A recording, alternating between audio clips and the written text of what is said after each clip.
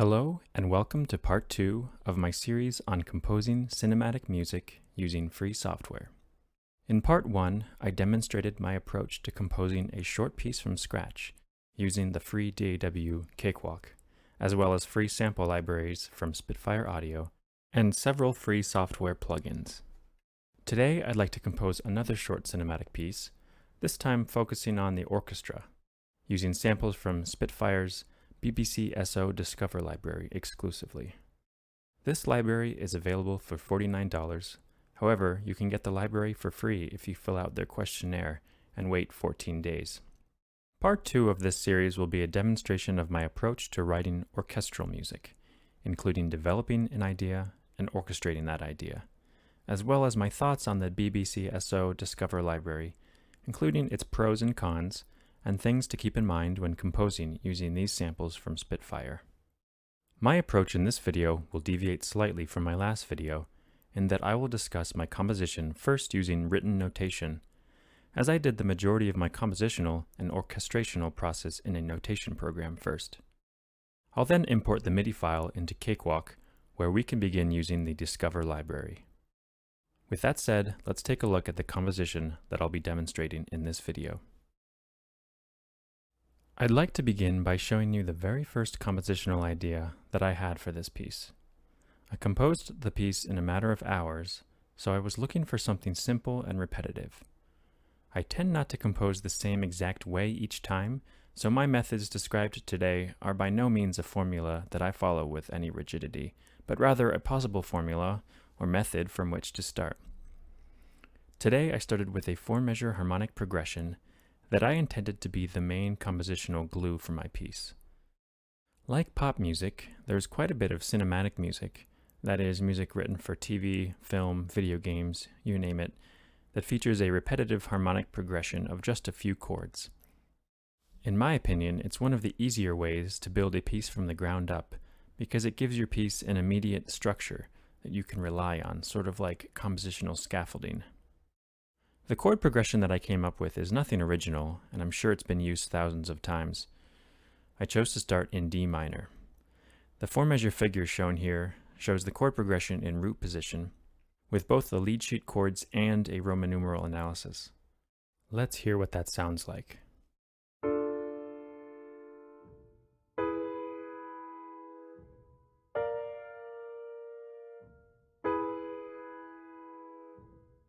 Again, this is a fairly standard sequence, and to my ears, the thing worth noting here is the abruptness of the E major chord, after establishing D minor as the tonic key. The E chord has no shared notes with either D minor or B flat major, so going back and forth between them could potentially be a bit harsh, depending on how you voice or organize the notes. E major to B flat major is obviously harsh because of the tritone relationship between their roots, in addition to not sharing any chord tones. From these 4 chords, there are a million possible directions to take the piece. There were a few things that I kept in mind. First, I wanted this to be a relatively short piece, no longer than a minute or two, and second, I wanted to write something that would translate well to the BBCSO Discover samples, using whatever they do best and avoiding their shortcomings. In my limited experience working with that library, I knew that it meant avoiding fast legato passages or anything virtuosic. The samples are most effective with either slow-moving sustains or melodies or spiccato articulations. Because of these limitations, I had to think of ways in which to make my piece a little bit more interesting. I settled on adding additional notes to the harmonic progression to add color, as well as non-chord tones in the melody to create a more unique sound palette. These next 2 figures demonstrate 2 possible ways to add notes to the triadic harmony to make them more interesting. The first figure shows the addition of the note D in the 2nd chord, which is the 7th scale degree in E. D happens to also be present in the previous chord as well as the following chord, so by retaining the sonority throughout, we can somewhat diminish the abruptness of the E chord.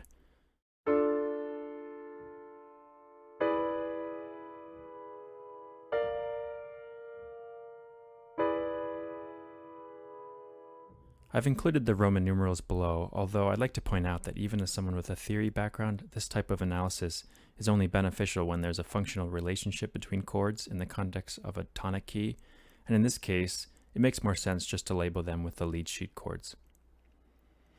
In the second figure, I added A to the second and third chords, so now we have both the D and the A in the first three chords, which creates even more cohesion.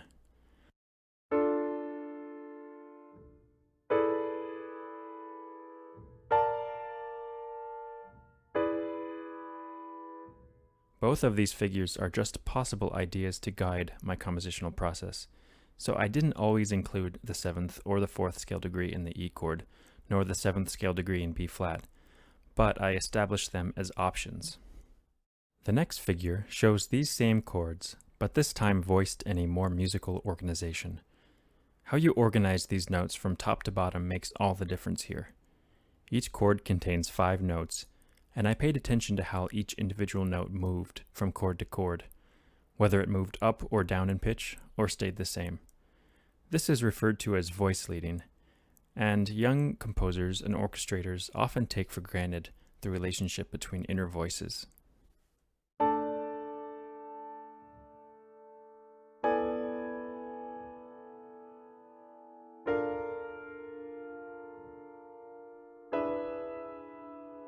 We now start to hear a greater sense of direction, as our ears can easily extract a melody from the top voice. We can also hear the relationship between the top and bottom voices, and how those voices move with respect to one another. Now let's take a look at the overall form of my short piece. I start with the introduction, which comes from the previous figure discussed. The only change here is in the top voice melody, which I adjusted slightly to vary the rhythm and to create a better sense of downward direction.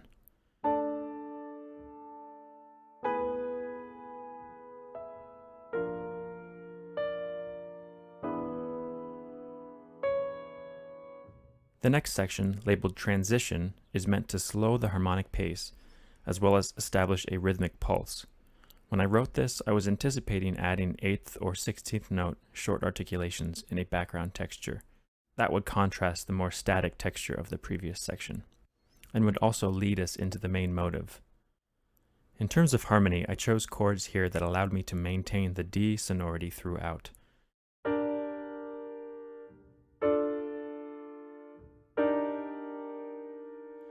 The E flat major 7 chord demonstrates a harmonic shift upwards and will coincide with the pulsating texture getting more prominent, directing the listener to the important downbeat to follow. That brings us to the next figure, where I introduce the main motive over top the same chord progression from before. It's a fairly unremarkable melody, but again I was looking for something that I thought would work well with the Discover library.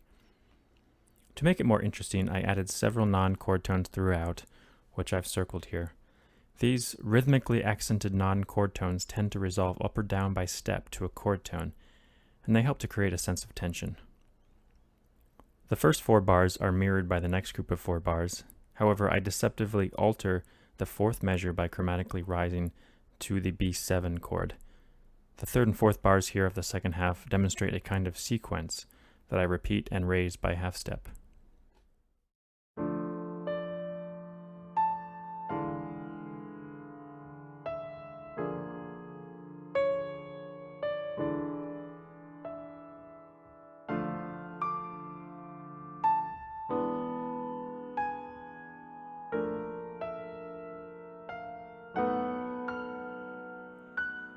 The next 2 measures here demonstrate a chromatic return to B flat, followed by cadential motion, which resolves back to the tonic key of D minor.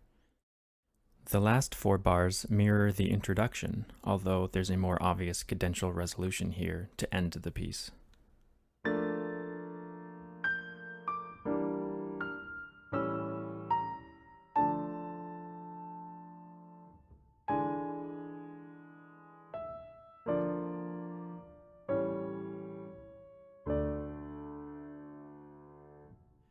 After coming up with the form and melody, I composed a version of this for piano that contains just a bit more detail in terms of harmony, texture, and voicing. The biggest addition here is the left-hand melody during the transition section. This, alongside the 16th note pulse, helps build the tension and carry us into the main motive section.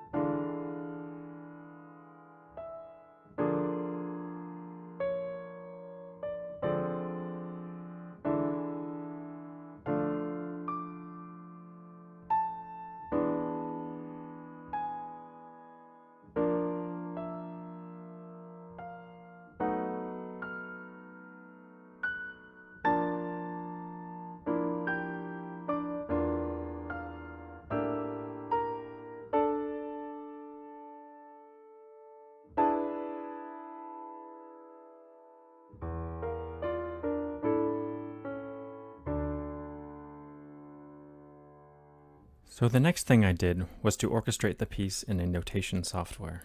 I used Steinberg's Dorico, which is not free, but you could just as easily use a free notation program such as MuseScore. I exported the MIDI file from Dorico, and so now we're ready to open up Cakewalk and get started using the BBCSO Discover sample library. The first thing that I did in Cakewalk was to load back up my last tutorial project file. I'll save this as a new file so I don't overwrite anything, and I'll delete all of the MIDI data.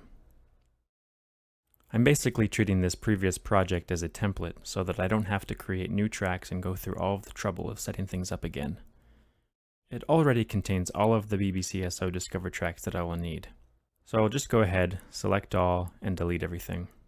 I also don't need these labs instruments, because today we're just going to use the orchestral ones. There's just a bit more that I want to clean up. So I'm going to go into the Views tab here and select Markers to delete any markers that I made for the last project, as well as Tempo and Meter to make sure that I have a clean slate. I'll set the new tempo to 72 beats per minute and the meter to 4/4. So the best method for importing a MIDI file that I found is to create a single MIDI track at the bottom of my project and to make sure that that track is selected. Then when I import my file, all of my MIDI tracks will show up at the bottom of my project, instead of copying them into the pre-existing tracks, likely in the wrong order. This just makes copying them into the correct tracks less tedious. So let me really quickly just move these into the correct tracks above, and then we'll take a look at the orchestration.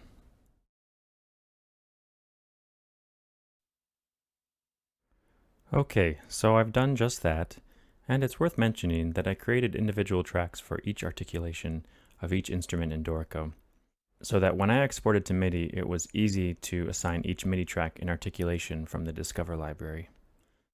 So you see here that there are individual tracks for Violin 1 Tremolo and Violin 1 Longs.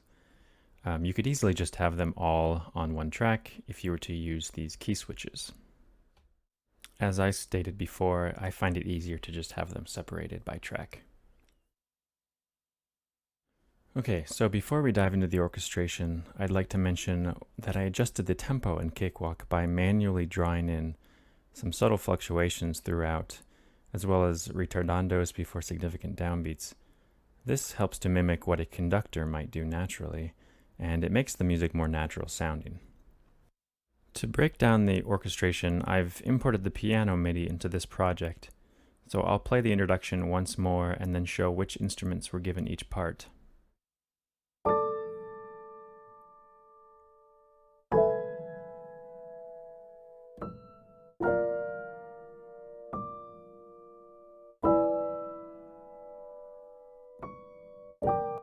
Because those whole notes are rather static sounding, I chose to have the upper string tremolos play them, which provides a bit of motion and helps to draw in the listener.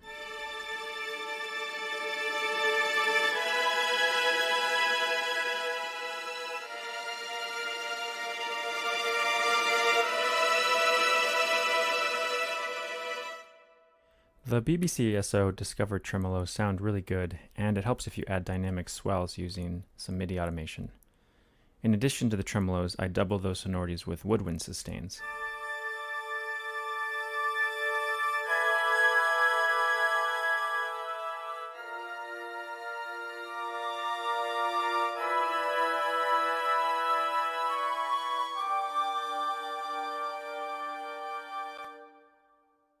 This texture also features a French horn line, which enters in the second measure.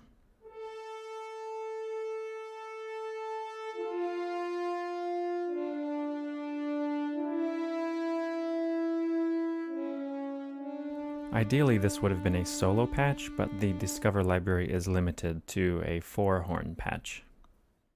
So putting the strings, woodwinds, and French horns together, we get one cohesive texture, which I'll play for you now.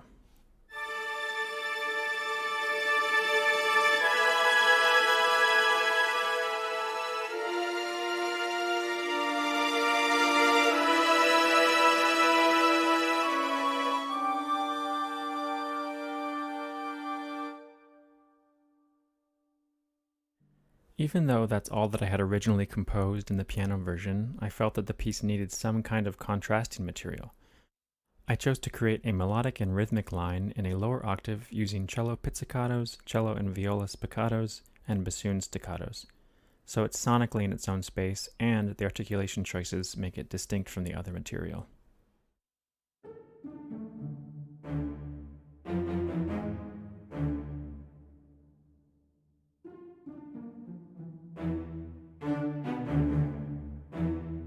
Lastly, for the introduction, I added some harp glissandi, celeste chords, and some untuned percussion.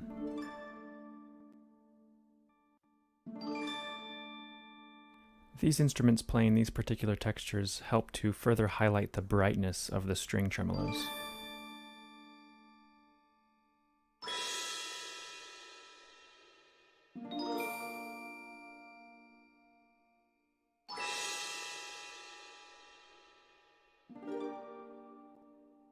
So here's what the introduction sounds like as a whole.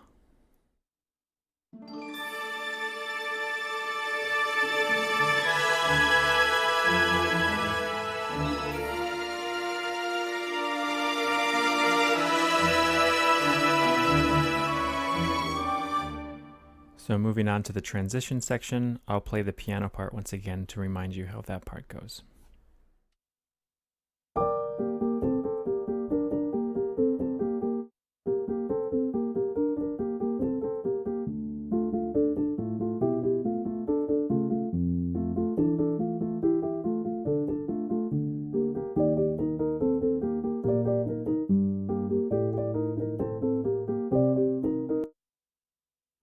So first let's look at the 16th note pulse. I chose to give that to the violin twos and violas. Generally, this type of repeating gesture works best in strings and percussion.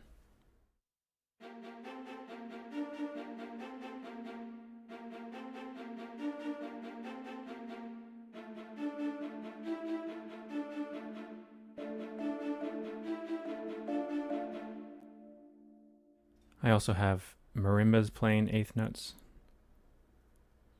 And I composed an additional layer of staccatos in the upper woodwinds, albeit in their lower octaves.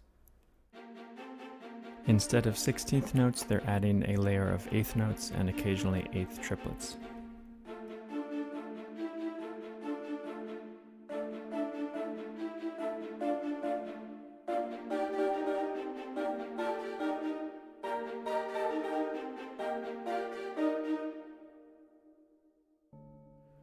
Now we'll look at the melodic line in what was the left hand of the piano. So I've gone with cello and bassoon to start, and later I add basses as well as trombone chords to complement the harmony and build the texture towards the next section.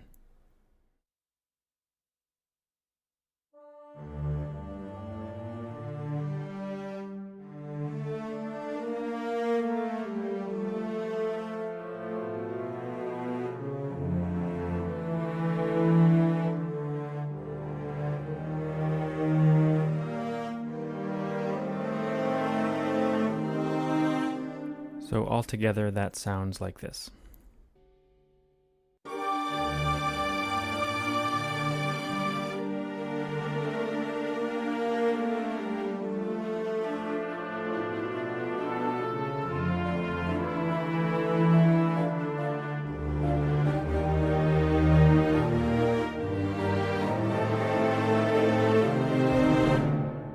So to remind you again, the next section contained the main motive in the right hand of the piano and chords in the left hand.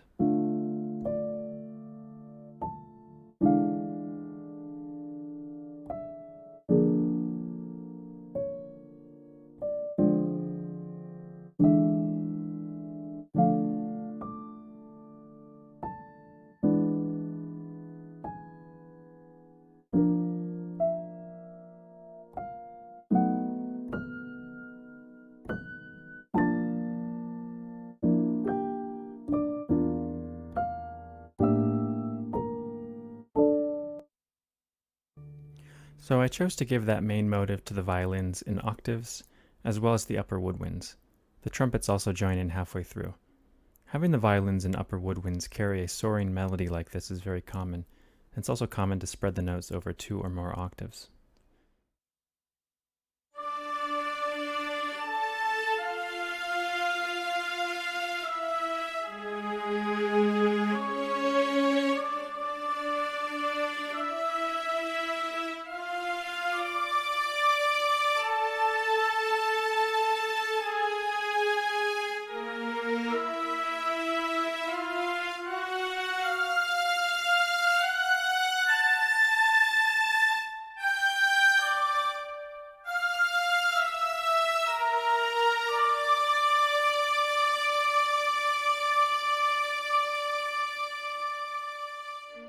I didn't want to lose the energy that I had built up in the previous section, so I needed to keep the 16th note pulse going.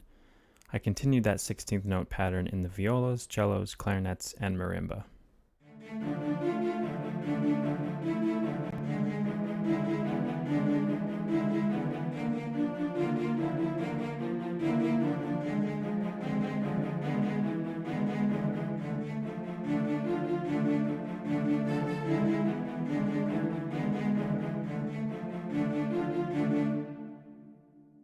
The trick is here to make your note choices somewhat interesting, but not to take attention away from the main melody.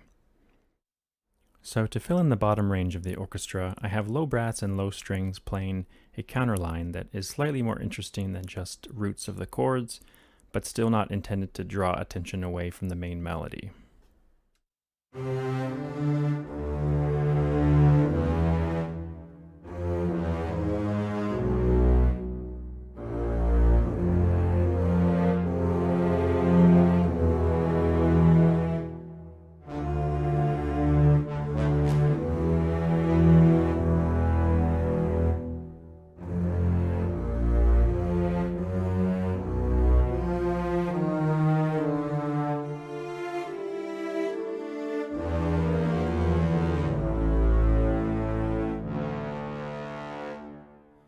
Lastly, I added some percussion, both pitched and non-pitched.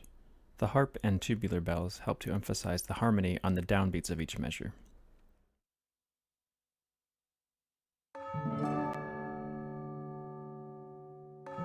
I used timpani, bass drum, tam-tam, and piatti to highlight the big downbeats within each phrase.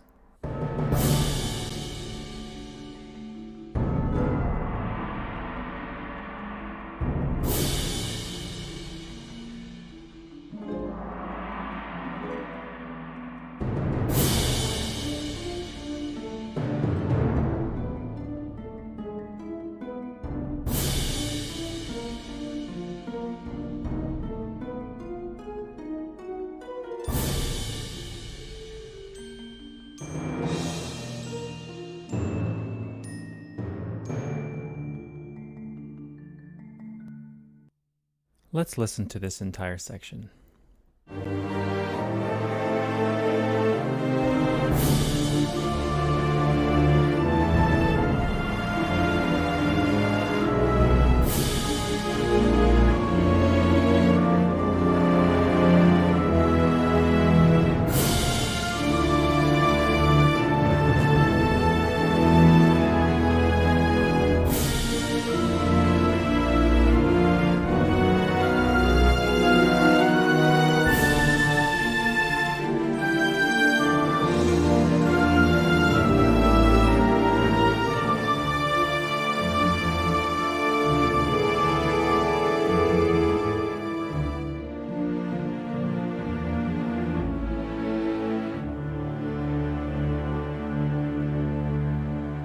last few measures there bring back material from the introduction, so I also included the low string spiccatos with their opening gesture.